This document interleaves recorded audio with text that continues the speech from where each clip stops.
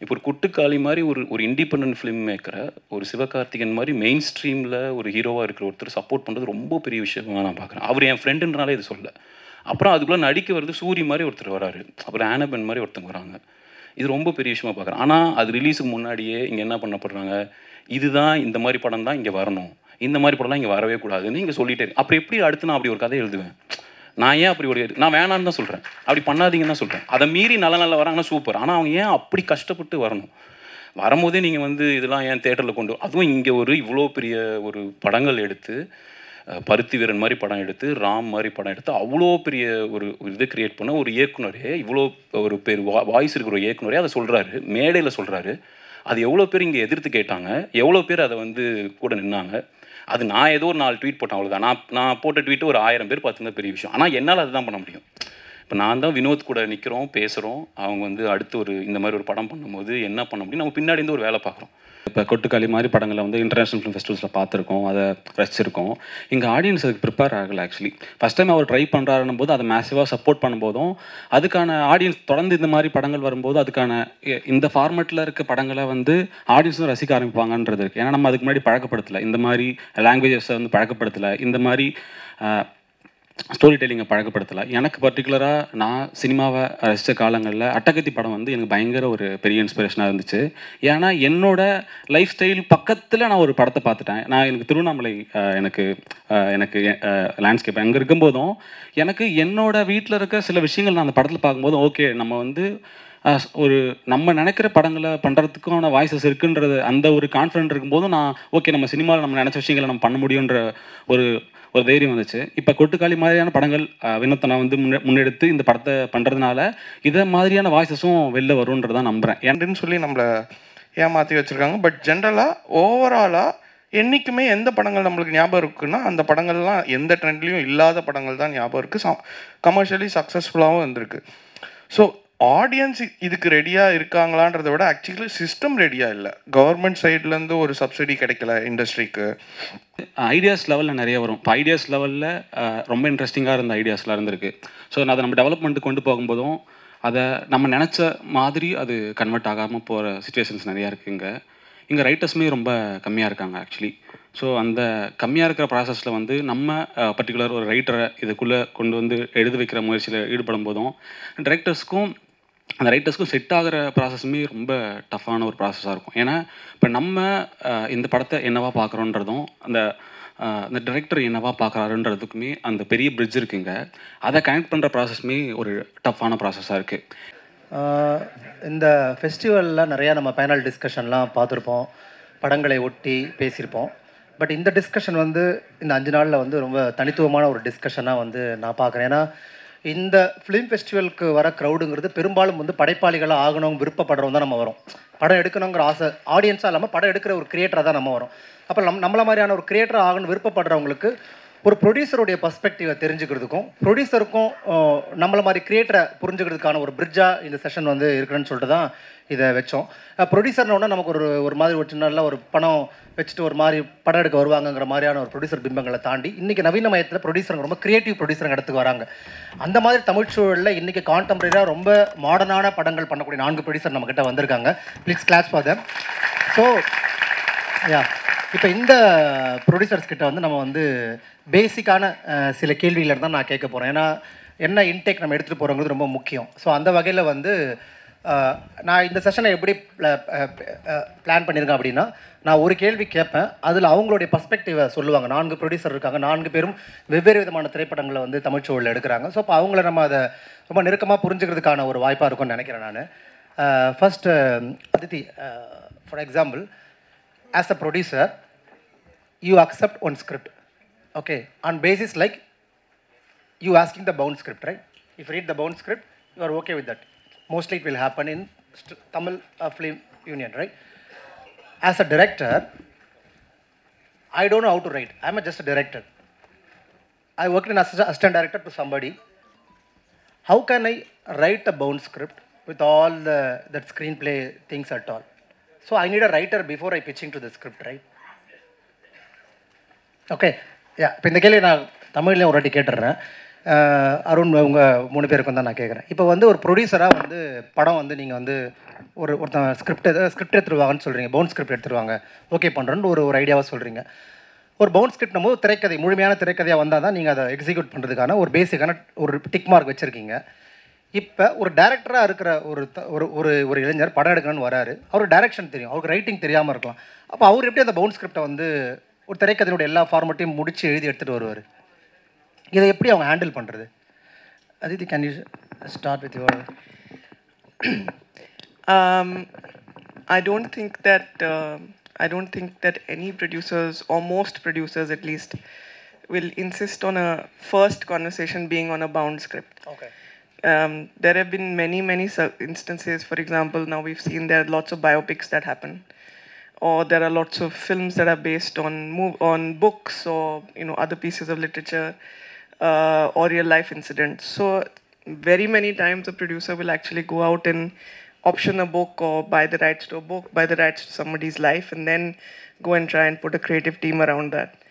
But from the point of view of a writer or a director, and when it is the right time to approach a producer, I think as early as you approach, as long as you have something that is properly formulated, something that is developed at least to a certain extent, you have a certain vision for your project, I think most producers or good producers, creative producers will see that vision and then will help you put together a team to start executing that. The script is very much a part of the execution of a project.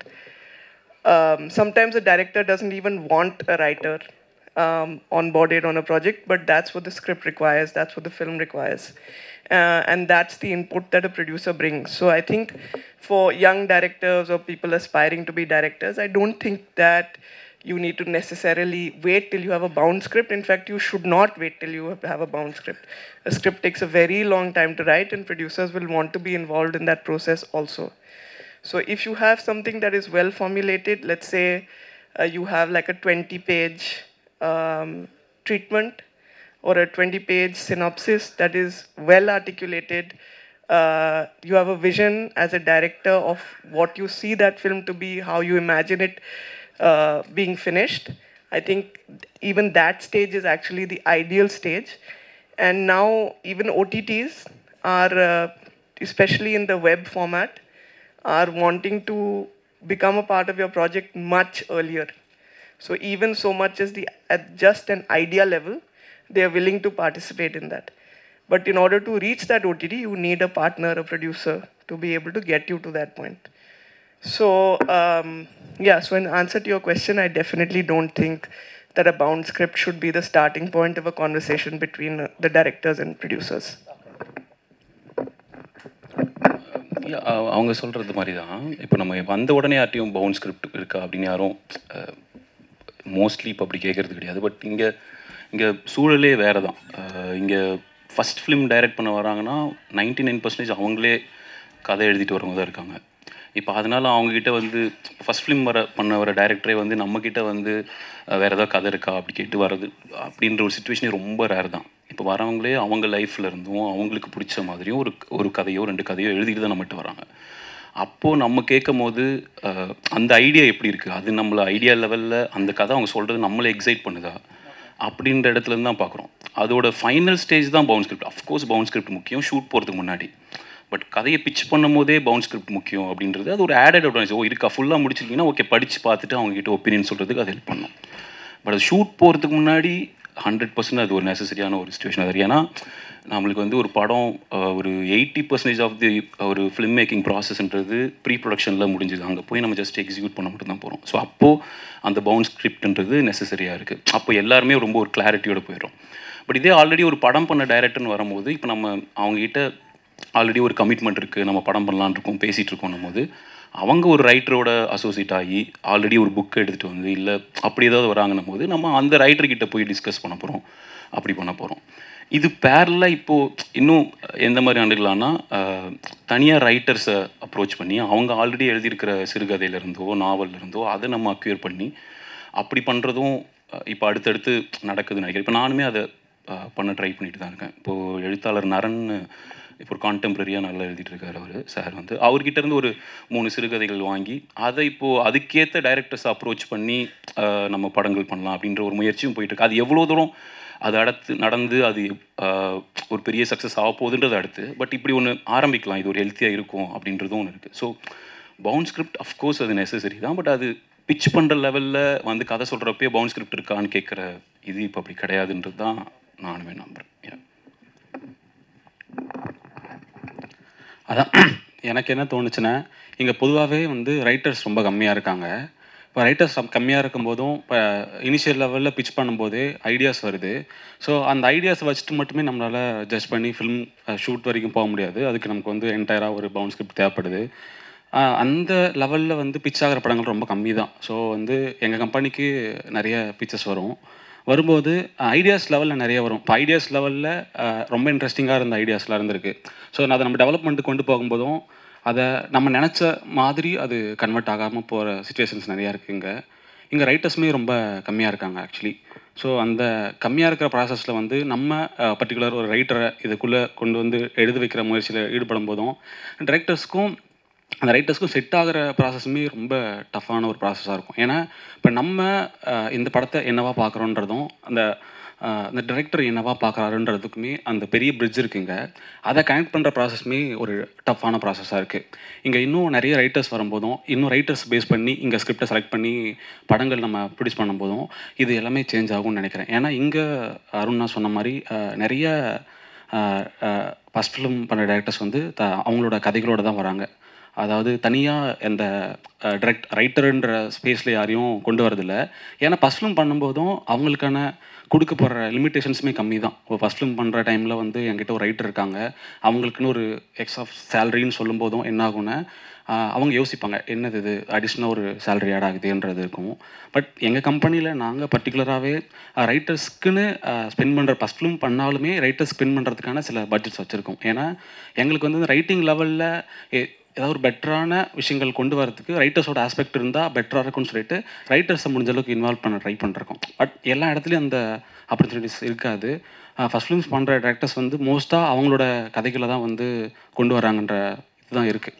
எனக்கு வந்து இன்னும் நிறைய writers இங்கே உருவாகினா நிறைய collaborations நடந்தால் புது கதைகள் வரும்ன்றது நம்புகிறேன். ஸோ வந்து புது கதைகள் வரத்துக்கு புது இயக்குநர்களும் வரணும். ஸோ ரைட்டர்ஸுமே சேர்ந்து வரும்போதும் இன்னும் பெட்டராக இருக்கும்ன்றதான் நம்புகிறேன். இல்லை, குவைட் எக்ஸாஸ்டிவாக கவர் பண்ணிட்டாங்க. ஸோ அடிஷ்னலாக சொல்லணுன்னா அதான் நிறைய விதமாக அப்ரோச் பண்ண வேண்டியது இருக்குது. ஆஸ் ப்ரொடக்ஷன் ஹவுசஸ் நாங்களும் வந்து அவர் சொன்ன மாதிரி கதைகளை தேர்ந்தெடுத்து வச்சு ஒரு புக்ஸோ ஒரு ஷார்ட் ஸ்டோரியோ அதுலேருந்து நம்ம காயின் பண்ண ஆரம்பிக்கலாமா? ஸோ நம்மளுக்கும் ஒரு க்ரியேட்டிவ் விஷன் இருக்குது, இந்த மாதிரி படங்கள் பண்ணணும் அப்படின்ற ஒரு நோக்கம் இருக்கும்போது அந்த மாதிரி கதைகளில் நிறைய படிக்கிறது, நிறைய அந்தந்த ரைட்டர்ஸோட ஒரு ரிலேஷன்ஷிப் நம்மளே ப்ரொடக்ஷன் ஹவுஸாக மெயின்டைன் பண்ணுறதுன்றது வந்து ரொம்ப முக்கியமாக நான் பார்க்குறேன். ஏன்னா சார் சொல்ல மாதிரி கொஞ்சம் நம்மளோட இண்டஸ்ட்ரியில் வந்து இன்னும் இந்த ரைட்டர்ஸ்க்கும் நம்ம இண்டஸ்ட்ரிக்கும் இருக்கிற ஒரு பிளவு நிறையவே இருக்குது. ரொம்ப சிலர் தான் பிரேக் த்ரூ பண்ணுறாங்க. ஸோ அதுக்கான ஒரு ப்ராக்டிஸும் அமையலை அப்படின்னு தான் நினைக்கிறேன். ஸோ அந்த கொலாபரேஷன் நேச்சரில் நான் ஃபில்ம் மேக்கர்ஸாக அவங்க வரவங்களுக்கு சஜஸ்ட் பண்ணுறது work with writers at a early stage. Because நீங்கள் ஷார்ட் ஃபிலிம்ஸ் பண்ணிடலாம்,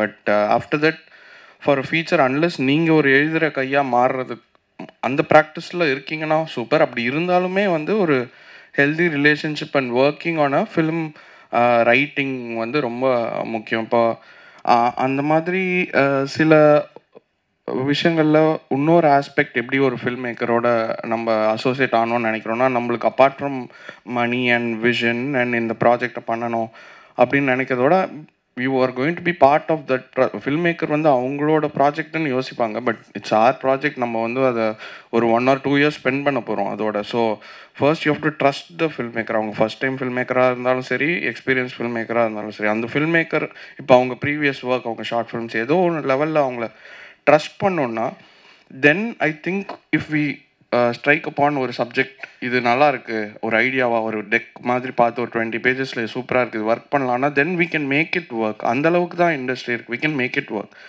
யூஸ்வலாக அந்த ப்ராசஸும் முடிஞ்சு அவங்கக்கிட்ட பவுண்டும் இருக்குது அப்படின்னு சொன்னாங்கன்னா தான் நெக்ஸ்ட் லெவல் ஓகே ப்ராஜெக்ட் இப்போ சீரியஸாக உடனே டிஸ்கஷன் போகிறோம், ஏன்னா பவுண்டு இருக்குது.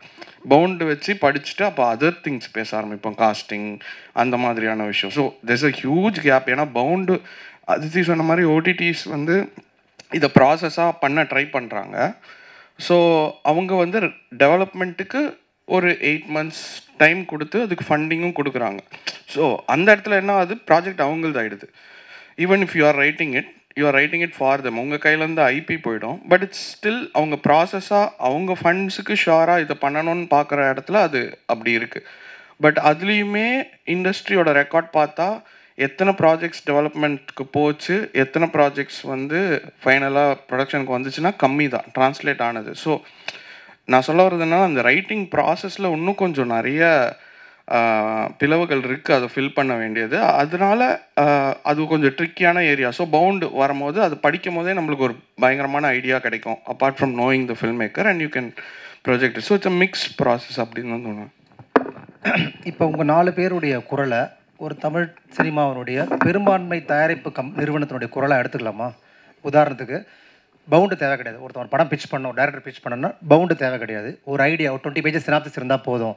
அந்த ஐடியா இன்ட்ரெஸ்ட் இருந்தால் நாங்கள் அடுத்தடுத்த ப்ராசஸ் கூப்பிடுவோம் அப்படிங்கிறது ஒரு யுனானிமஸாக உங்ககிட்ட ஒரு குரல் இருக்குல்ல. இது பொதுவாக தமிழ் தயாரிப்பு நிறுவனங்களில் இப்படி இருக்கான்னு கேட்குறேன் நான். See, you unanimously you are telling that synopsis is enough to execute the movie next steps, right? This is a wholesome voice of Tamil cinema industry, because why I extensively asking this question, there is a lot of want to become a first time director, right? They have a confusion, we have to give the synopsis or bound. So you are unanimously telling that synopsis is enough. So I want to acknowledge here like how they want to prepare them. You know where the word bound script comes from? It didn't come from producers or directors. Actually, it came from managers, cast managers. So like these agencies that manage cast dates and that kind of thing. And so when the contracts used to be written, and there used to be certain obligations on the producer, one of those obligations was that the producer was bound by the script. And he or she was bound by the script to deliver a certain amount of funding, budget, etc., etc., etc. So actually, this word bound script comes from a legal term, which means the producer is bound to give these obligations. It's not a creative word. It has nothing to do with the creative process, actually. So RIP to bound script. So நல்ல synopsis இருந்தா குறிப்பாக இந்த 4 ப்ரொடக்ஷன்ஸுமே they are very ready to execute your idea. அப்படி நான் இந்த கேள்வியை முடிக்கிறேன் ஆக்சுவலாக. அடுத்த கேள்வி என்னென்னா, இப்போ நீங்கள் 4 பேர் இருக்கிறீங்க, நான் ஒரு ப்ரொடியூசராக தான் பார்க்குறேன். வெறும் ப்ரொடியூசராக மட்டும் இல்லாமல் நிறைய உலக சினிமாக்கள்லாம் பார்க்குறீங்க, நீங்களும் பார்க்குறீங்க, அவங்களும் பார்க்குறாங்க, நானும் பார்க்குறேன். ஆனால் நம்ம பார்க்குற இந்த ரொம்ப ஆர்டிஸ்டிக்கான கலை அமைதிகள் கொண்ட கவித்துவமான திரைப்படங்களை எடுக்கக்கூடிய சூழல் ஒருபோதும் தமிழ் சூழலில் இல்லாமல் தான் இருக்குது. அது என்னவா மாறும் அப்படிங்கிறது ஒரு கேள்வி இருக்குது. இப்போ வந்து அருண் வந்து நீங்கள் கொட்டுக்காளி வந்து அது திரையரங்கில் வந்து அது ஒன்று க்ரியேட் பண்ணிச்சு ஒரு வைவை. அதை வந்து பாசிட்டிவாகவும் எடுத்துக்கலாம். அது வெவ்வேறு விதமான குரல்களும் நமக்கு ஒழிச்சுது. இந்த மாதிரி ஏன் எங்கள் தேட்டரில் இந்த மாதிரி படத்தை எங்களை விட்றீங்கன்னு சொல்லிட்டு அப்போ இன்னொருத்தவங்களுக்கு பயமாகவும் மாறக்கூடிய வாய்ப்பும் இருக்குல்ல. அப்போ நம்ம எக்ஸ்ட்ரீமாக ஒரு கமர்ஷியலேருந்து டப்புன்னு பயங்கர ஆர்டிஸ்டிக்கான படமும் எடுக்க முடியாது. இதுக்கு நடுவில் ஒரு ஏரியா இருக்குது. அப்போ என்ன ப்ரொடியூசர்ஸுக்கு இந்த கதை ஒத்துப்பாங்களான்னு தெரியலண்ணா, நாங்கள் அவன் திடீர்னு இல்லை இவ்வளோ கமர்ஷியலாக வேணும்ப்பா, இன்றைக்கி பிஸ்னஸ் இல்லை, இந்த மாதிரி கேள்விகள் சொல்கிறாங்க இல்லையா. அப்போ இது எப்படி ஒரு கிரியேட்டர் தயாராகுதுன்னு கேட்குறேன். ஒரு முதல் படம் பண்ணணும்னு நினைக்கிறவங்க எந்த ஃபார்மை சூஸ் பண்ணுறதுன்னு கேட்குறேன் நான். யூ ஆர் வாட்சிங் lot of world movies, he is watching, everybody is watching. So that is the thing trigger to make a movie, right? When we are getting to the ground reality, the system and cinema, they don't accept too much of artistic work. They want some commercial aspects, right? So how the new coming director, what the form he exactly want to choose? இல்லை, நான் எப்படி பார்க்கணும், உலக cinema அப்படின்னா என்னோட புரிதல் இருந்து இப்போ நான் வந்து ஒன்று சொல்லணும்னு நினைக்கிறேன், ஒரு கதையை சொல்லணும்னு நினைக்கிறேன். அது என்னோடய வாய்ஸில் எனக்கு தெரிஞ்ச மொழியில் எனக்கு தெரிஞ்ச விதத்தில் சொல்கிறேன். அவ்வளோதான் நான் ஒரு சினிமாவோட இதுவாக பார்க்குறேன். இப்போ அந்த மாதிரி இங்கே வேறு ஒரு சமரசங்கள்லாம் பண்ணாமல் எனக்கு அப்படியே நான் எனக்கு தோணுனது அப்படியே ஒரு படமாக எடுக்கணும்னு நினைக்கிறேன். அது ஒரு இண்டிபெண்டன்ட் ஃபிலிமாக இருக்கும்போது எனக்கு வேறு எந்த ரெஸ்ட்ரிக்ஷனுமே கிடையாது. அது ஒரு கமர்ஷியல் இதுக்குள்ளே வரும்போது அதோட சைஸ் அதிகமாகும் போது ஆட்டோமேட்டிக்காக அது மேலே ஒரு ஃபினான்ஷியல் ப்ரெஷர் இருக்குது. அப்போ அதுக்கு நடுவில் நம்ம நிறையா ஒரு நிறைய இதுக்குள்ளார போக வேண்டியதாக இருக்குது சிஸ்டம்குள்ளார. பட் அதை தாண்டி தொடர்ந்து நிறைய முயற்சிகள் வந்துகிட்டே தான் இருக்குது. பட் அதுக்கு இங்கே எவ்வளோ ரெக்கக்னிஷன் கிடைக்குது, இண்டஸ்ட்ரி எப்படி சப்போர்ட் பண்ணுது, ட்ரேட் எப்படி சப்போர்ட் பண்ணுறாங்க, அதை தாண்டி அப்புறம் மக்கள் எப்படி ரிசீவ் பண்ணுறாங்க, இது எல்லாமே தானே இருக்குது. இப்போ நீங்கள் கொட்டுக்காளி சொன்னனால சொல்கிறேன், இப்போ கூழாங்கல் மாதிரி ஒரு படம் எடுத்து அது வெளியில் இவ்வளோ பேர் தெரிய வச்சதே ஒரு ஒரு ஒரு பெரிய ஒரு விஷயமாக தான் பார்க்குறேன். அது அவ்வளோ பெரிய தெரிஞ்சது நல்ல விஷயம். அது நடந்தனால தான் இப்போ ஒரு கொட்டுக்காளி மாதிரி ஒரு இண்டிபெண்டன்ட் ஃபிலிம் மேக்கரை ஒரு சிவகார்த்திகன் மாதிரி மெயின் ஸ்ட்ரீமில் ஒரு ஹீரோவாக இருக்கிற ஒருத்தர் சப்போர்ட் பண்ணுறது ரொம்ப பெரிய விஷயமாக நான் பார்க்குறேன். அவர் என் ஃப்ரெண்டுன்றனாலே இது சொல்ல. அப்புறம் அதுக்குள்ளே நடிக்க வருது சூரி மாதிரி ஒருத்தர் வராரு, அப்புறம் ஆனபென் மாதிரி ஒருத்தங்க வராங்க. இது ரொம்ப பெரிய விஷயமா பார்க்குறேன். ஆனால் அது ரிலீஸுக்கு முன்னாடியே இங்கே என்ன பண்ணப்படுறாங்க, இதுதான் இந்த மாதிரி படம் தான் இங்கே வரணும், இந்த மாதிரி படம்லாம் இங்கே வரவே கூடாதுன்னு இங்கே சொல்லிட்டே. அப்புறம் எப்படி அடுத்து நான் அப்படி ஒரு கதை எழுதுவேன்? நான் ஏன் அப்படி நான் வேணான்னு தான் சொல்கிறேன், அப்படி பண்ணாதீங்கன்னு தான் சொல்கிறேன். அதை மீறி நல்ல வராங்கன்னா சூப்பர். ஆனால் அவங்க ஏன் அப்படி கஷ்டப்பட்டு வரணும்? வரும்போதே நீங்கள் இதெல்லாம் ஏன் தேட்டரில் கொண்டு, அதுவும் இங்கே இவ்வளோ பெரிய ஒரு படங்கள் எடுத்து, பருத்தி வீரன் மாதிரி படம் எடுத்து, ராம் மாதிரி படம் எடுத்து, அவ்வளோ பெரிய ஒரு இதை கிரியேட் பண்ண ஒரு இயக்குனரே, இவ்வளோ ஒரு பேர் வாய்ஸ் இருக்கிற ஒரு இயக்குனரே அதை சொல்கிறாரு, மேடையில் சொல்கிறாரு. அது எவ்வளோ பேர் இங்கே எதிர்த்து கேட்டாங்க, எவ்வளோ பேர் அதை கூட நின்னாங்க. அது நான் ஏதோ ஒரு 4 ட்வீட் போட்டேன், அவ்வளோதான். நான் போட்ட ட்வீட்டு ஒரு 1000 பேர் பார்த்துருந்தா பெரிய விஷயம். ஆனால் என்னால் அதுதான் பண்ண முடியும். இப்போ நான் தான் வினோத் கூட நிற்கிறோம், பேசுகிறோம். அவங்க அடுத்து இந்த மாதிரி ஒரு படம் பண்ணும்போது என்ன பண்ண முடியும், நம்ம பின்னாடி இருந்து ஒரு வேலை பார்க்குறோம். பட் ஆனால் ஆஸ் ஒரு ப்ரொடியூசராக இது பார்க்கும்போது இதுக்கு அதிகபட்சம் அதில் என்ன நடந்தது, எந்த ஓடிடி பிளாட்ஃபார்ம் அதை வாங்கினாங்க, எத்தனை தேட்டர் அதுக்கு ஸ்க்ரீன் கொடுத்தாங்க, இங்கே எவ்வளோ பேர் அதை சப்போர்ட் பண்ணாங்க. நல்ல இயக்குனர்கள், அந்த மாதிரி ஒரு படத்தை வரவைக்கணும் இயக்குனர்கள் பாராட்டுறாங்க, பேசுகிறாங்க, ஓகே. அது ஸ்க்ரீனில் ஒரு இத்தனை பேர்கிட்ட போய் சேரத்துக்கு முன்னாடி நீங்கள் இதெல்லாம் தேட்டர்லேயே வரக்கூடாது. அவர் சொன்னது தப்பாக மிஸ்இன்டர்பிரட் பண்ணதெல்லாம் சொல்கிறார்.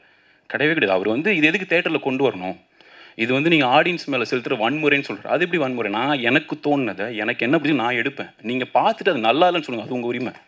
அந்த படமே எனக்கு கொட்டுக்காளின்ற படம் அது ரொம்ப தவறான அரசியலை பேசுதுன்னு சொல்லுங்கள், அது உங்களுக்கு எல்லா உரிமையும் இருக்குது. அது ரொம்ப சரியான அரசியல் பேசுன்னு சொல்லுங்கள். அதில் இருக்கிற சீனை நீங்கள் பாயிண்ட் பை பாயிண்ட் நீங்கள் என்ன வேணால் பண்ணுங்கள், அது உங்களுக்கு உரிமை இருக்குது. வரக்கூடாதுன்னு சொல்கிறது உங்களுக்கு உரிமை, என்ன உரிமை இருக்குது? அது யாருக்குமே உரிமை இல்லைன்ற என்ன படம் வேணால் வரலாம். அப்படி இப்போ நீங்கள் இதில் போட்டிருந்ததே என்னென்னா, new trend in film production, don't follow any trend.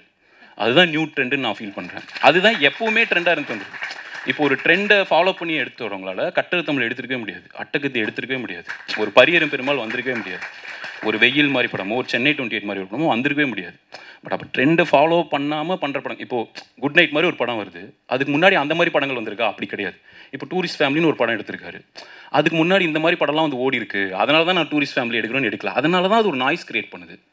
அப்படி தான் அது ஆடியன்ஸும் வெல்கம் பண்ணுறது ரெடியாக தான் இருக்காங்க. அது எப்போ இங்கே எல்லாம் புரிஞ்சுக்கிட்டு அது எடுக்கிறோமோ அப்போது மாறும்னு நினைக்கிறேன். பட் ஆனால் இந்த மாதிரி ஒரு ஃபிலிம் இப்போ எடுக்கிறதுக்கு அப்படி சொல்லலாம் ஆக்சுவலாக ரொம்ப கம்மி தான். இப்போ ஒரு கொட்டுக்காளி மாதிரி ஒரு படம் நாளைக்கு எடுத்துகிட்டு போய் பிச் பண்ணி இப்போ ரொம்ப வெல்கமிங்கான சொல்லிட்டுனா கிடையாது. இப்போ என்கிட்டயே வந்தாலுமே எனக்கு என்னென்னா, இப்போ நாளைக்கு எத்தனை பேர் இதை சப்போர்ட் பண்ணுவாங்கன்னு தெரியல. என்னோட அளவுக்குள்ளார அது இருந்தால் நானுமே எடுக்க ரெடி தான்.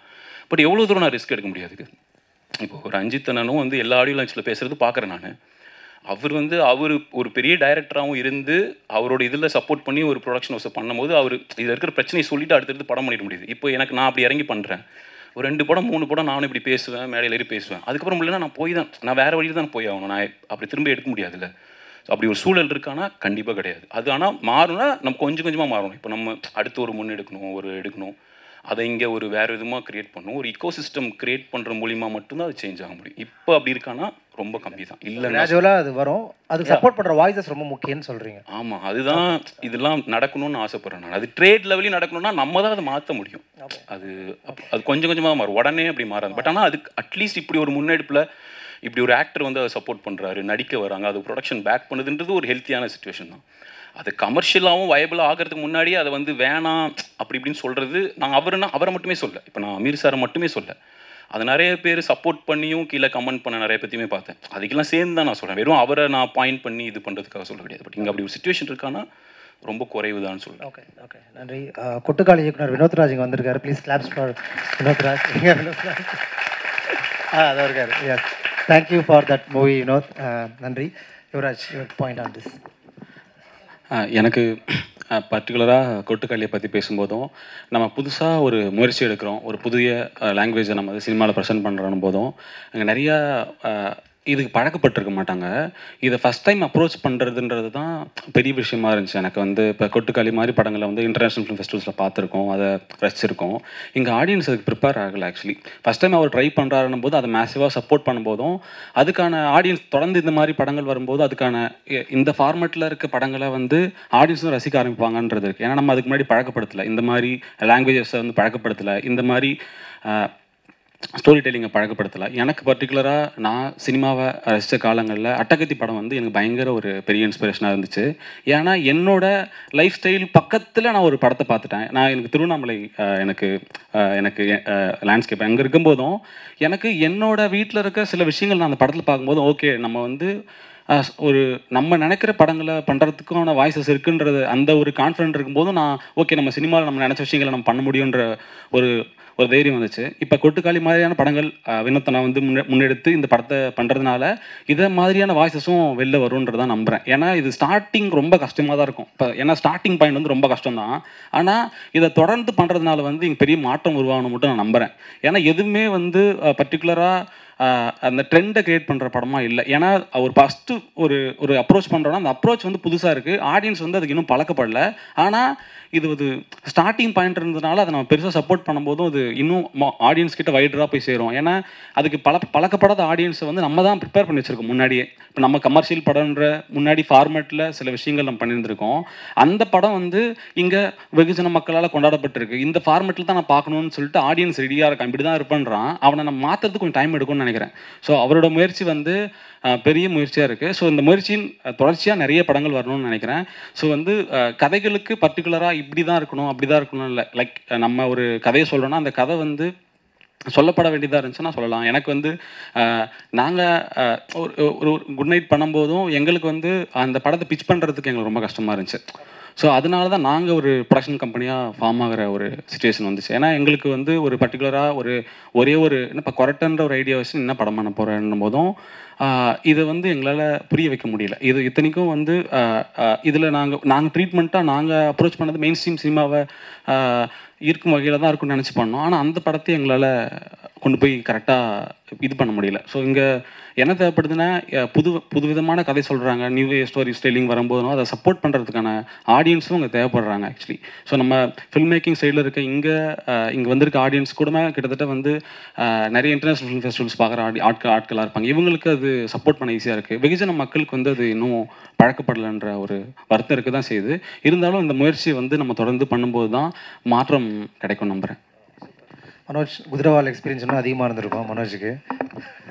சரி, நம்ம ஐ திங்க் ப்ராடராக இந்த டாப்பிக்காக பார்க்கணுன்னா இப்போ கொட்டுக்காளி வந்து எனக்கு வந்து ஆக்சுவலி ரொம்ப சக்ஸஸ்ஃபுல்லான அட்டெம்ப்ட். ஐ திங்க் அதை தான் ஃபோக்கஸ் பண்ணணும். ஐ திங்க் அதுக்குள்ளே ஒரு பெரிய சக்ஸஸ் இருக்குது, அதில் கமர்ஷியல் சக்ஸஸ் இருக்குது, ஒரு இண்டஸ்ட்ரியோட மெயின் ஸ்ட்ரீமான ஒரு ஹீரோவோட சப்போர்ட் இருந்திருக்கு.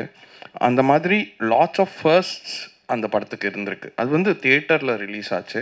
அது வந்து கமர்ஷியலாக யாரையும் எந்த டிசப்பாயின்மெண்ட்டும் இல்லாது ஓடிச்சு. ஸோ இதெல்லாம் இம்பார்ட்டண்ட் ப்ரிகாசர். அடுத்தது கொட்டுக்காளி மாதிரியான ஒரு படம் பண்ண முடியணும். அப்படி தான் இண்டஸ்ட்ரியோட லாஜிக் இது வரைக்கும் இயங்கியிருக்கு. ஒரு படம் நல்லா போச்சு அப்படின்னா அந்த மாதிரி ஒரு படம் வரும். இதுதான் வந்து அது உண்மை கிடையாது. பட் என்னன்னா இதுதான் ட்ரெண்டுன்னு சொல்லி நம்மளை ஏமாற்றி வச்சுருக்காங்க. பட் ஜென்ரலாக ஓவராலாக என்றைக்குமே எந்த படங்கள் நம்மளுக்கு ஞாபகம் இருக்குன்னா அந்த படங்கள்லாம் எந்த ட்ரெண்ட்லேயும் இல்லாத படங்கள் தான் ஞாபகம் இருக்குது. கமர்ஷியலி சக்ஸஸ்ஃபுல்லாகவும் இருந்திருக்கு. ஸோ ஆடியன்ஸ் இதுக்கு ரெடியாக இருக்காங்களான்றதை விட ஆக்சுவலி சிஸ்டம் ரெடியாக இல்லை. கவர்மெண்ட் சைட்லேருந்து ஒரு சப்சிடி கிடைக்கல இண்டஸ்ட்ரிக்கு. அந்த மாதிரி நார்மலாக மற்ற இண்டஸ்ட்ரீஸ்க்கு கிடைக்கிற அளவுக்கு ஹெல்தியான சப்போர்ட் நம்மளுக்கு கிடைக்கல. இன்க்ளூடிங் இங்கே இருக்கிற creamy layer of people who control the industry, அது கிடைக்கல. ஸோ அப்போ என்ன மாதிரியான படங்கள் பண்ண முடியும் அப்படின்ற ஒரு இடத்துல கொட்டுக்காளி ஒரு சூப்பர் எக்ஸாம்பிள் பண்ணி காமிச்சிட்டாங்க. ஓகே நம்மளுக்கு. ஸோ அதை தான் நம்ம எடுத்துக்கணும்.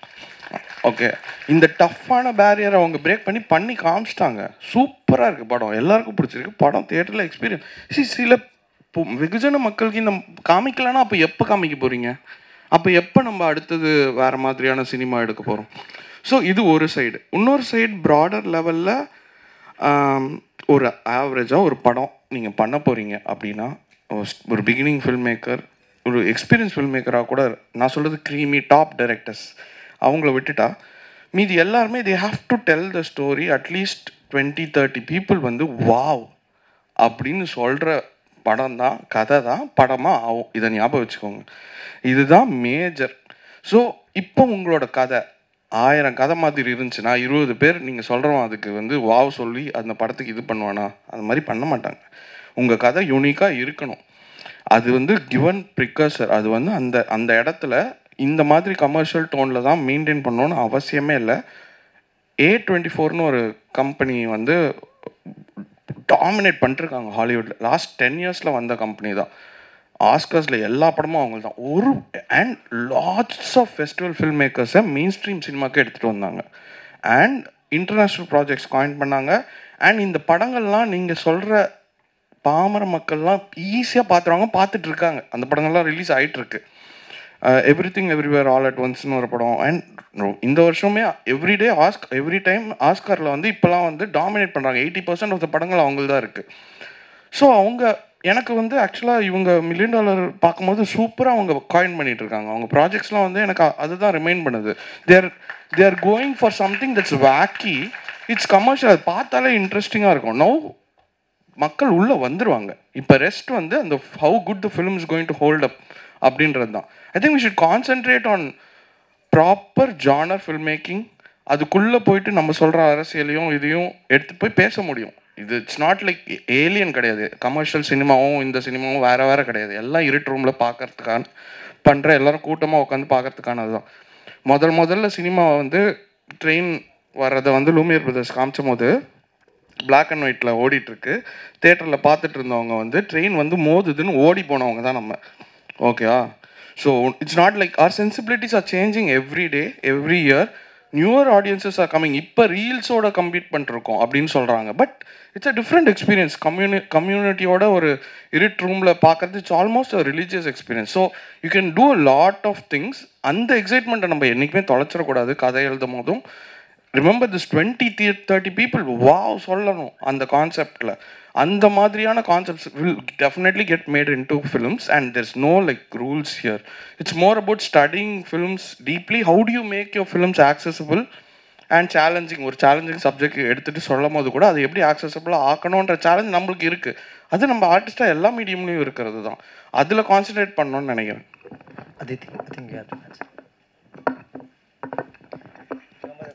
Yes, I remember the question.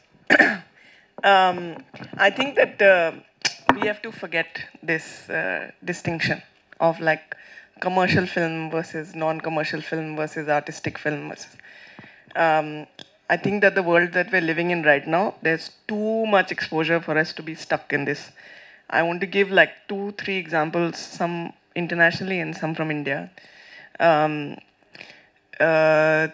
The recent kind of like smash hit on Netflix that nobody expected is Adolescence. Nobody expected it. It goes against like every rule that Netflix has, not just for us in India, but also internationally. Everybody is saying this. And yet that show has been extremely successful. But if you see how the show got made, the producers were very cognizant. They were very aware of commercial is only something that will earn its money back. That's it. That is commercial. So if something is able to, if as a creator you're able to be very realistic about where your money can come back from and how much you can spend, your film automatically goes, or your film or your web piece or even reels, much more short form content, all of that goes right into this slot where the film has a certain ROI. That ROI can be 5% also, but that film is earning back its revenue. That makes the project commercial, and that is literally how studios are looking at it the world over right now. So what I feel is that every time that you're going to make a project like Adolescence, you need to know what is the level at which you're going to be able to make that. If you want to make Adolescence at the budget of like, a big budget like Fox Star kind of film, it's not going to happen. they made that the making of that show is really interesting because they made it in a way that they knew that they would be able to sell that show, and that's how they prepped for it. The other example I want to give is Denis Villeneuve's Dune. Denis Villeneuve has obviously done very, very big films, but Dune as a series, it doesn't fit so easily into the fantasy genre. It's a very complicated story. And the third part of Dune is going to be a very depressing story. It's going to be like an anticlimax to everything that has happened. But again, Denis Villeneuve has been wanting to make that series for like from before he made his first film. But he came into that series after he had done 5 films because he knew that in order to create that visual topography, he would need those kind of budgets. He would need those kind of actors. So he waited. He was very, very clear about what he would need, what are the resources he would need. So my point is that as filmmakers, we don't have an excuse anymore. All the data is available. One Google search, one chat GPT, like research, you know exactly what films are making in theaters, what films are selling on OTTs, what films are selling in satellite. Earlier on, you had to sell your film to like something like 40 territories across India. Now you have maximum of 15, 20 distributors all across the country, and that's it. You have 5 OTTs, you have 3 channels, and you have music. It's not a world where it used to be DVD, cassettes, whatever, where you had no idea what those sales were. Everybody can get that data. So if you're a smart creator, you're going to be able to be realistic about what are the resources that are right for your project. And that is not just from the point of view of demand, it is also from the point of view of supply. And this might seem like a not sexy, like, producer talk, but it's true. And the more people who are realistic going into this process, the easier it is for those films to get made. I think there's somebody in the audience here who has broken that mirror between commercial and non-commercial. I think Ranjit sir's films from the first film onwards have straddled both worlds. But it's because when you say, I don't want to make a commercial film, you're basically saying, I don't want people to see my film. I think that's very silly. Like, why? So I don't believe in this. And I think that like super art house cinema, it's not for me personally. I see cinema as something that is very community driven. And as filmmakers, we should not self-indulge ourselves to the point that we take that community driven feeling or that community driven exploration away from ourselves. So I think that this has become an excuse now. I'll also say that there are so many grants, there are so many subsidies available all across the world. So many successful films out of India have tapped into those. It's important to keep yourself informed. It isn't just about coming to producers in the local city that you live in. It's also about reaching out all across the world and see how those resources can be tapped in. You can get up to like at least 20, 30, 40% of your development budget from grants. But how many people are doing it? It's a very small number still. It's happening more and more and more. But go to festivals as much as you can. Go to film markets. India used to have a very successful film market in Goa. It's kind of not there, but still, you still have that access. So go out, find those people, and make sure that you are subsidizing as much of your hard cash with these free money grants, subsidies, and so on and so forth. Okay இவங்க 4 பேர்கிட்ட Tamil cinema தயாரிப்பாளர்கள் எந்த பண்பும் இல்லைன்னு நினைக்கிறேன். இவங்க வந்து art ஃபிலிமுக்கும் commercial film பிரிக்காமல் இருக்குன்றாங்க. அவர் கொட்டுக்காலி மாதிரி ஒரு படம் எடுத்துகிட்டு சந்தோஷமாக இருக்கார். அவர் தான் ட்ரெண்டுக்கே படம் பண்ணாதீங்கன்றாரு. 20 பேர் வாவ சொன்னால் போதுன்றாரு. It's very weird. Producers are here. Thank you so much. இப்போ உங்ககிட்ட ஒரு ஈஸி அண்ட் கூலான ஒரு கொஷின் கேட்கலான்னு நினைக்கிறேன். நான் ஏன் இந்த லீடு கொடுத்தேன்னா, இன்றைக்கி இருக்கிற இந்த வெற்றிக்கான எல்லா ஃபார்முலாவிலேருந்தும் நீங்கள் வெளியில் வந்து பேசுகிறீங்க, which is very good. But it's like ஒரு ரொம்ப தேரட்டிக்கலாக இல்லாமல் நான் எப்படி கேட்குறேன் அந்த கொஷின், ஜஸ்ட் சினாப்சிஸ் ஓகே பண்ணுறேன்னு சொல்கிறீங்க, அது மூவ் ஆகும் இருக்குது. என்ன ஒரு அடிப்படையான ஒரு 3 points you are giving the green light to the project? ஒருத்தன் சினாப்சிஸ் எடுத்து வரணும், பவுண்ட் எடுத்துகிட்டு வரணும். என்ன ஒரு 3 பாயிண்ட்ஸ் வந்து நீங்கள் வந்து டிக் பண்ணுவீங்க, இந்த ப்ராஜெக்ட் நம்ம ஓகே பண்ணலாம் அப்படின்னு சொல்லிட்டு? Arun, you can start.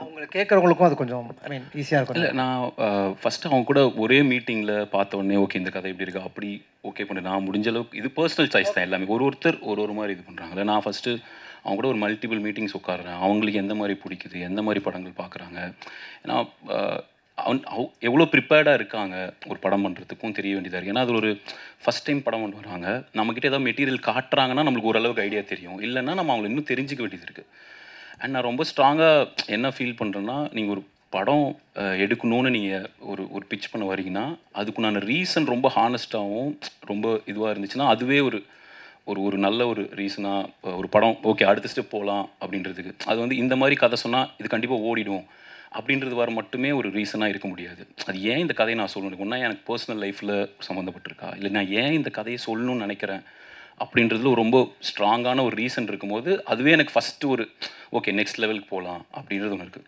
இன்னொன்று இப்போ நம்ம என்ன படம் பண்ணணும்னு நினைக்கிறோன்றதும் இங்கே என்ன மாதிரி படங்கள் வந்து ஒன்று வியாபாரப்படுத்தப்படுது என்னன்றதும் ரெண்டுமே பேலன்ஸ் பண்ண வேண்டியதாக இருக்குது இப்போ நம்ம இப்படி தான் பண்ணணும்னு நினச்சி போகிறோம் பட் அங்கே போகும்போது சிலது நம்ம பார்க்குறோம் சிலது நம்ம நல்ல படம் நினைக்கிறோம் அது கரெக்டான ஒரு இதில் போய் சேர மாட்டேங்குது அதுக்கான கரெக்டான பிஸ்னஸ் நடக்க மாட்டேங்குது அதுவும் நம்ம மேலே ஒரு சின்னதாக ஒரு ப்ரெஷர் க்ரியேட் பண்ணுது ஓகே அப்போ இப்படி நம்ம எடுத்துகிட்டு போகலாம் நாளைக்கு ஆனால் நம்மளே ஒரு ஆர்வக்குள்ளாருன்னு சொல்லிடக்கூடாது ஏன்னா நம்ம வந்து ஒரு பேக்ரவுண்ட்லாம் இல்லாமல் வரும்போது ரொம்ப கவனமாக தான் ஒரு ஸ்டெப்பும் எடுத்து பார்க்க முடியும் ஸோ ரெண்டுமே பேலன்ஸ் பண்ணும் எனக்கு ஃபஸ்ட்டு ரொம்ப பிடிச்சிருக்கணும் அது ஒன்று முக்கியம் அப்புறம் இது ஒர்க் ஆகுமாகாதுன்னு எனக்கு இது வரைக்கும் இருக்கிற ஒரு எக்ஸ்பீரியன்ஸில் நம்மளோட ட்ராவலில் இது ஒர்க் ஆகும்னு நம்மளுக்கு ஒன்று தோணல அது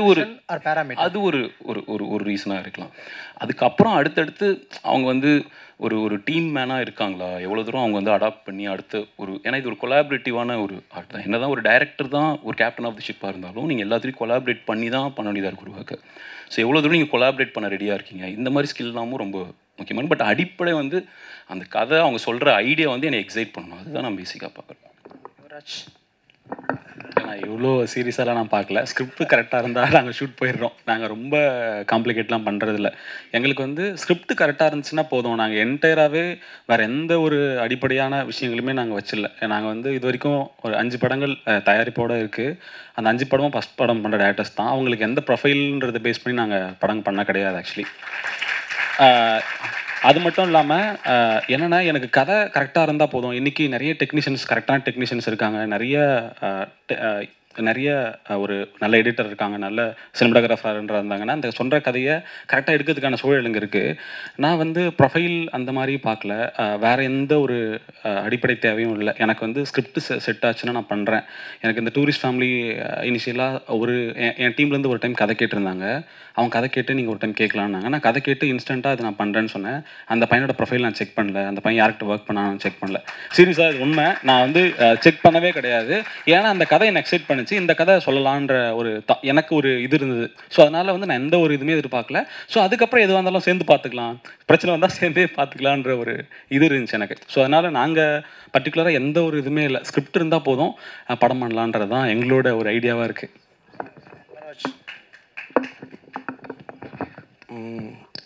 ஸோ ஒன்று வந்து கண்டிப்பாக நான் முன்னாடி சொன்ன மாதிரி எனக்கு வந்து அவங்க ஒரு ட்ரஸ்ட் பில்ட் பண்ணணும் ஸோ ஒரு ரிலேஷன்ஷிப்பில் ஒரு ட்ரஸ்ட் ஸோ நாங்களும் ஒரு 2 years ஸ்பெண்ட் பண்ண போகிறோம் அப்படின்ற ஒரு இடத்துல அவங்க ஃபில்ம் மேக்கராக do I trust them beyond the கதை அதெல்லாம் தாண்டி can they pull this off whatever அவங்க கொலாபரேட்டிவாக இருந்து இதை புல் ஆஃப் பண்ணக்கூடிய ஒரு நேச்சரில் இருக்காங்களா இது ஃபஸ்ட்டு க்ரைட்டீரியா கதை எக்ஸைட் பண்ணணும் இது செகண்ட் அது ஆப்வியஸ் தேர்ட் வந்து இது வந்து எனக்கு எங்களோட பொலிட்டிக்கல் சென்சிபிலிட்டிஸ்க்கு முரணாக இருக்கிறத பண்ண முடியாது ஸோ அது ஒரு கான்வர்சேஷன் வச்சு அவங்க யாருன்னு தெரிஞ்சு அது டயலாகாக அது வந்து எனக்கு வேண்டிய இடத்துல அது இல்லைன்னா பண்ண மாட்டோம் ஸோ அந்த பொலிட்டிக்கல் சென்சிபிலிட்டிஸும் ரொம்ப முக்கியம் மற்றபடி since we are all filmmakers எனக்கு வந்து ஒரு டீம் ஆஃப் ஃபில்ம் மேக்கர்ஸ் அவங்களோட கன்சல்ட் பண்ணி இந்த கதை நிறைய ஸ்கிரிப்ட்ஸ் படிப்போம் ஸோ கதை டிஸ்கஸ் பண்ணுறது அவங்களோட டிஸ்கஷன் மூலமாக எனக்கு ஒரு தெளிவான ஐடியா வரும் இன் டேர்ம்ஸ் ஆஃப் இந்த ப்ராஜெக்ட் என்ன மாதிரி பண்ணலாம் இப்போ for example otitis web series நிறைய கதை கேட்டுட்ருக்காங்க நாங்கள் ஒன்று பண்ணிகிட்ருக்கோம் பட் அதுக்கு வர கதைகள் கம்மியாக இருக்குது யாரும் அந்த ஃபார்மேட்டில் எழுத பழகலை இங்கே ஸோ இப்போ for example as a producer எனக்கு அதுக்கு எழுதி ஒரு கதை வந்துச்சுன்னா அதுக்கு ஒரு ப்ரையாரிட்டி நான் கொடுப்பேன் ஓகே இந்த ஃபார்மேட்டில் இருக்கிறத ஃபஸ்ட்டு படிக்கலாம், ஏன்னா it can easily be made by OTT. So அது இன்னொரு க்ரைட்டீரியா, எந்த ஃபார்மேட்டில் அந்த கதை படமா இல்லை ஓடிடிக்கு இதுவாக வருதா அப்படின்ற ஒன்று. ஸோ அது தவிர ஐ திங்க் ஃபில்ம் மேக்கர்ஸ்க்கும் சில தடவை வந்து அவங்க படம் வந்து தியேட்ரிக்கலாக தான் பண்ணணும்னு வருவாங்க. சில பேர் there okay with multiple.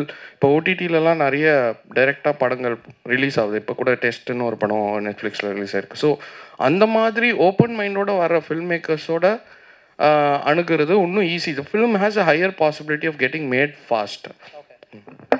Aditi, yeah, see what I asked is, what are the three, you got it. Wow. See, I don't think that there's any rule like that. This is what I feel. Every project is different. The first Tamil film that I worked on, that I made, it was just, I think it was a 15 or 20-minute narration that the director gave of the idea. What is the film name? Writer. Right. And it was a very powerful narration. And even now, like, I remember it very clearly. So I knew when he narrated it, I knew that, okay, we are going to make this film. Then it was just a matter of time of like figuring out how and bringing the rest of the resources and all of that. Then there are some projects where you really like them when you first start working on them. But then somewhere along the way, you realize that either the project is not viable, or your relationship doesn't work with that creator, or that your vision for that project and the creative's vision for that project is different, or you really love that film, you would love to make it, but you can't make it because the market doesn't allow you to make it. There are two types of producers, one who are also funders, and then producers who raise funding. So sometimes you can really love a project and not be able to raise that funding for it. So the thing is that what you have to realize is that when a producer starts working on a project, they are putting as much investment emotionally into that project, as much time into that project as the creators are, and they want to see it made. So 9 times out of 10, if a producer has the opportunity to convert something, they will convert it. So I don't think, at least for me, I don't think that there is any specific metric. Sometimes projects just have this momentum and they happen. Sometimes projects get stuck for a long time. Sometimes you just really want to work with one creator, like I keep trying to work with you and then you keep rejecting me. Kidding. So then in which case, like, see, we are also doing this because we love cinema, right? Otherwise, there are so many other professions to do where you have like a stable income and you can, get by in life and you don't have to be tortured in this way. But we do it because we also love doing what we do. So it's fine, you can clap. It's not so shocking. So listen, there's no good answer for this because there is no metric like that. Sometimes you have opportunity and desire and they both come at the same time and then that film gets made. Thank you, great answers. எனக்கு இன்னும் ஒரு கேள்வி என்ன இன்ட்ரெஸ்டிங்காக தோணுச்சுன்னா, இப்போ ஒரு young person இருக்காங்க, அவங்களுக்கு டைரக்ட் பண்ணணும்னு ஆசை இருக்கும், இல்லை எழுத்தாளராக வரணும்னு ஆசை இருக்கும், நடிகராக இருக்கணும்னு ஆசை இருக்கும். பெரும்பான்மையான சினிமா உலகத்துக்குள்ளே வரவங்களுக்கு இப்படி தான் ஒரு ஆசையாக இருக்கும், இல்லை சினிமாட்டோகிராஃபர், எடிட்டர்னு இந்த பேக்கேஜ் தானே இருக்குது ஆக்சுவலாக. நீங்கள் வந்து ஒரு ப்ரொடியூசராக ஆகணுங்கிற ஒரு அந்த ட்ரிகர் இருக்குல்ல, அது என்ன? நான் கண்டிப்பாக எவென்ச்சுவலி பணம் சம்பாதிக்க அந்த மாதிரி ஆப்வியஸ்லி அப்படி கேட்கல, பட் அந்த ட்ரிகர் எங்கே உருவாச்சுன்னு கேட்குறேன். ஏன் ஒரு ஹீரோவோ இல்லை ஒரு வேறு டெக்னீஷியன் ஆகாமல் why you want to be a producer, the creative producer? Arun. நான் ஒரு ஃபினான்ஷியல் பேக்ரவுண்ட்லேருந்து ஒரு ஃபிலிம் பேக்ரவுண்ட்லேருந்து வரல. இங்கே இருக்கிற நிறைய பேரும் அந்த மாதிரி தான் நினைக்கிறேன். நான் வந்து ஒரு அசிஸ்டன்ட் டைரக்டராக ஒர்க் பண்ணி, அதுக்கு முன்னாடி டெலிவிஷனில் ஒர்க் பண்ணியிருக்கோம். அதுக்கப்புறம் அசிஸ்டன்ட் டைரக்டராக ஒர்க் பண்ணி, அது இல்லாமல் சைடில் நிறையா நண்பர்களோட கதைகளை போய் இன்னொருத்தங்கிட்ட சொல்கிறது, ஷேர் பண்ணுறது, அவங்க எதாவது படம் இருக்குன்னா அவங்க கூட போய் நிற்கிறது, அதோட வியாபாரத்தில் ட்ரை பண்ணுறது, இப்படியே தான் பண்ணிட்டு வந்துருக்கோம்.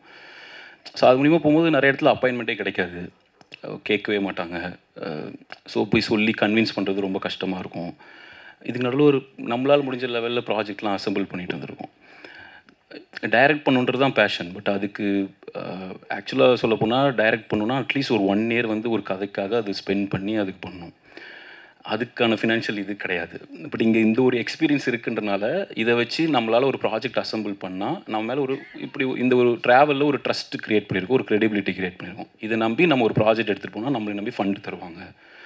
அப்புறம் நம்ம ஒன்று ஆரம்பித்து ஒரு அசிஸ்டன்ட் டைரக்டராக இருந்து ஒரு ப்ரொடக்ஷன் ஹவுஸ் ஆரம்பித்தா இன்னும் ஒரு நல்ல நல்ல கதைகளை கொண்டு வர முடியும், இன்னும் நிறையா வாய்ஸஸை இது பண்ணலாம், நம்மளோட எபிலிட்டியில் என்ன பண்ண முடியுமோ அதை பண்ணலாம். ஏன்னா இப்போ நான் ராம் சார்கிட்ட தான் ஒர்க் பண்ணேன். நான் ஒரு சில கம்பெனிலாம் போகும்போது எங்களுக்கு சில இடத்துல அப்பாயின்மெண்ட் கிடைக்கிறதுக்கே ரொம்ப லேட் ஆகும். நம்ம அந்த இடத்துல இருந்தால் இந்த அப்பாயின்மெண்ட் இவர் மாதிரி ஒரு ஃபிலிம் மேக்கரோ இல்லை நான் நாளைக்கு போகும்போதோ இன்னும் நிறைய பேரை ஒரு உட்கார வைக்கலாம். அட்லீஸ்ட் நம்ம உட்காந்து கேட்கலாம் அவங்கக்கிட்ட, நம்மளோட கண்ட்ரோல்லேருந்து என்ன பண்ண முடியுமோ அதை பண்ணலாம். நம்மளால் நம்மளுக்குள்ள ஒரு ஃபயர் இருக்கும்.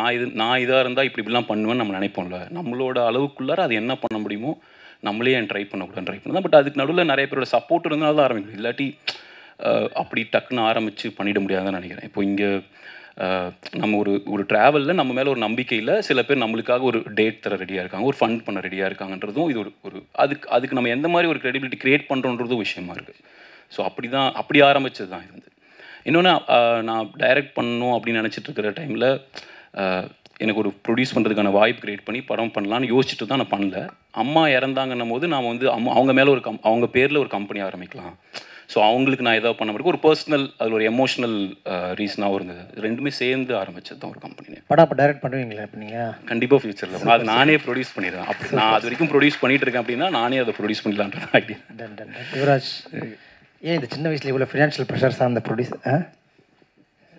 Okay, last question. இல்லைண்ணா, எனக்கு வந்து படம் நான் ப்ரொடக்ஷன் பண்ணணுன்ற எந்த ஒரு எண்ணமும் எங்களுக்கு இல்லை. என் தம்பிங்க தான் உட்காந்துருக்கான். ஸோ குட் நைட் ஸ்கிரிப்ட் எழுதி முடிச்சிட்டோம். ஆல்மோஸ்ட் ஒரு 30 கம்பெனிக்கு பிச் பண்ணியிருந்தோம். எங்ககிட்ட இருந்த ஹீரோவும் எங்ககிட்ட இருந்த கதையும் யாருக்குமே பிடிக்கல. ஸோ நாங்கள் போய் பிச் பண்ணும்போது யாரும் புரிஞ்சிக்கல. நாங்களும் ஆல்மோஸ்ட் பயங்கரமாக ட்ரை பண்ணிட்டோம். லைக் இது நிறைய இடங்களில் போய் பிச் பண்ணும்போதும் அதுக்கான ரெஸ்பான்சஸ் வந்து அது ரொம்ப மோசமாக இருந்துச்சு. இப்போ நாங்கள் ஒரு ஆள் ஒரு கதை எழுதியிருக்கோம், இந்த ஒரு கதையை வச்சுட்டு எங்களால் பிச் பண்ண முடியல. இப்போ நம்ம வந்து இது மாதிரி நிறைய பேர் இருப்பாங்கன்ற ஒரு இதுவும் இருந்துச்சு.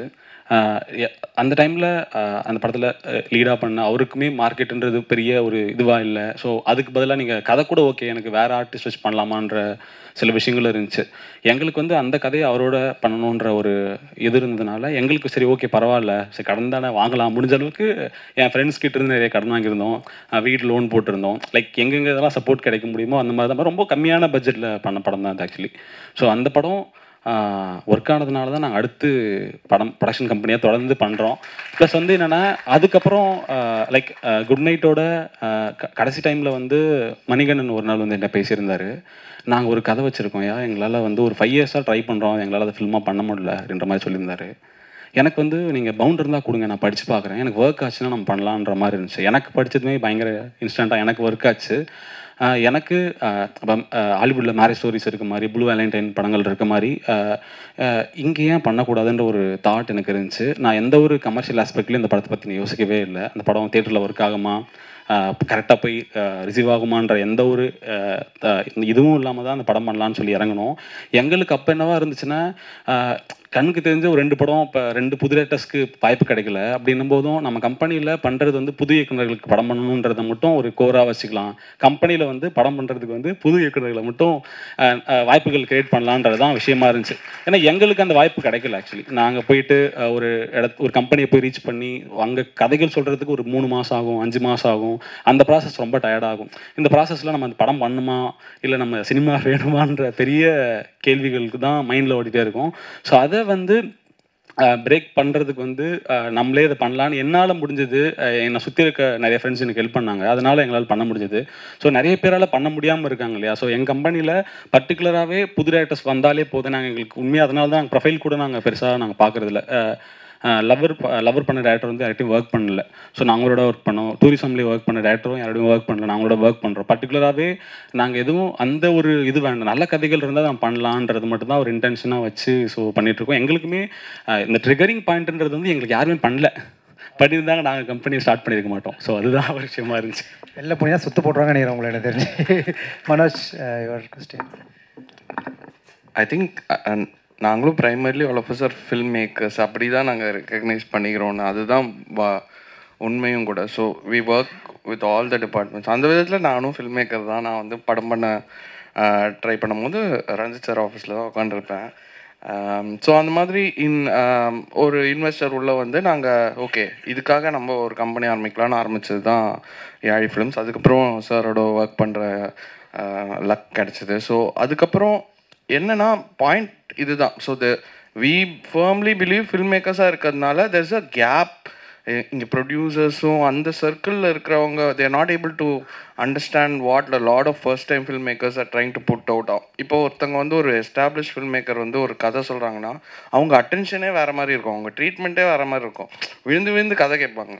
பட் அதே சமயம் ஒரு ஸ்கிரிப்டை படிக்கிற பழக்கமும் கிடையாது. அந்த மாதிரி இருந்த இண்டஸ்ட்ரியில் கஷ்டப்பட்டு ஒரு 5 years பிச்சிங்கில் இருந்தனாலையும் அண்ட் ரஞ்சித் சார் மாதிரியான ஒரு ப்ரொடியூசர்ஸை பார்க்கறது, அவரோட vision as a director and as a film maker அவர் வந்து அவரோட ப்ராஜெக்ட்ஸ்லேயும் அதை எடுத்துகிட்டு போகிற இடத்துலையும் it became like an inspiration to start. ஏன்னா எனக்கு வந்து ஒரு கம்யூனிட்டியாக ஒர்க் பண்ணணுன்னு ரொம்ப ஆசை. So I work with the same set of film makers for a long time. ஏன்னா ஒரு ஷேர்ட் நாலேஜ் ப்ரொடக்ஷனில் எனக்கு நம்பிக்கை இருக்குது.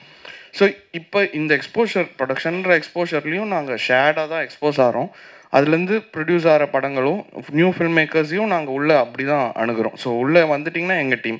ஸோ அதுக்குள்ளே நம்ம புது ப்ராஜெக்ட்ஸை அந்த விதத்தில் இன்னும் ஈஸியாக ரியலைஸ் பண்ண முடியுன்ற நம்பிக்கையில் தான் வந்து அதனால தான் கேட்குறோம். எக்ஸைட்டிங் 4 பேருமே எக்ஸைட்டிங்கான சப்ஜெக்ட்ஸை தேடி போகிற ஆட்களாக இருக்கும். So that is the importance. Film மேக்கர்ஸாக இருக்கிற ஒரு கேப் தெரியுது ப்ரொடியூசர்ஸ்க்கும், முன்னாடி இருந்த ப்ரொடியூசர்ஸ்க்கும் ஃபில்ம் பண்ண ட்ரை பண்ணவங்களுக்கும். I think subconsciously we are all filling that gap for ourselves and for other people. Aditi, you have to answer. Do you understand?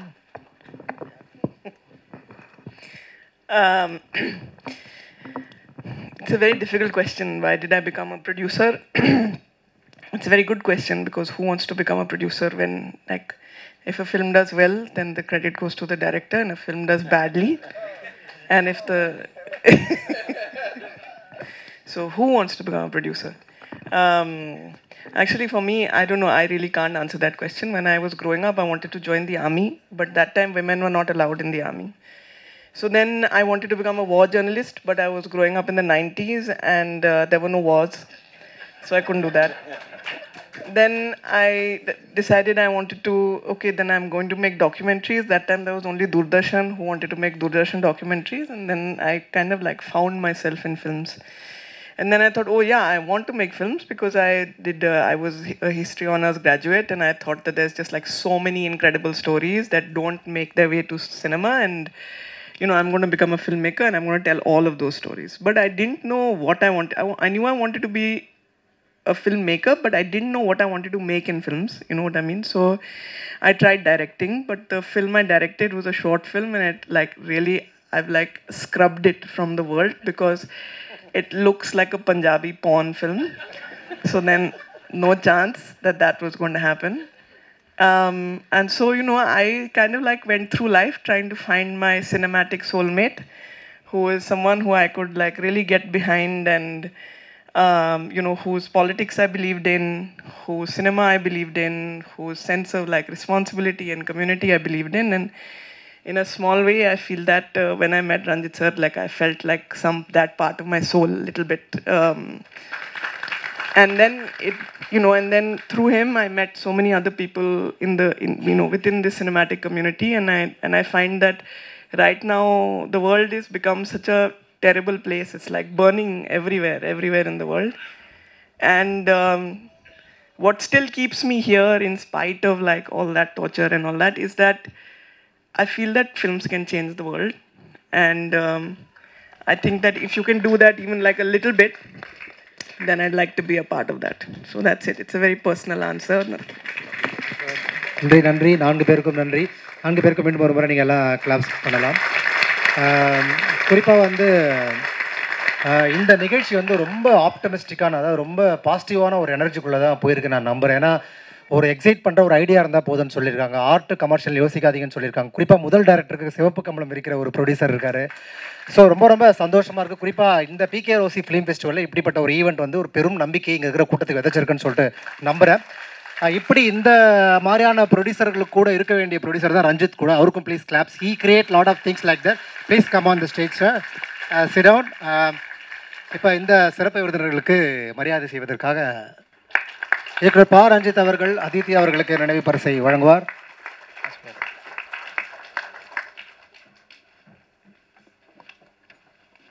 Thank you. Arun K Vishwa அவர்களுக்கு நினைவு பரிசை வழங்குகிறார்.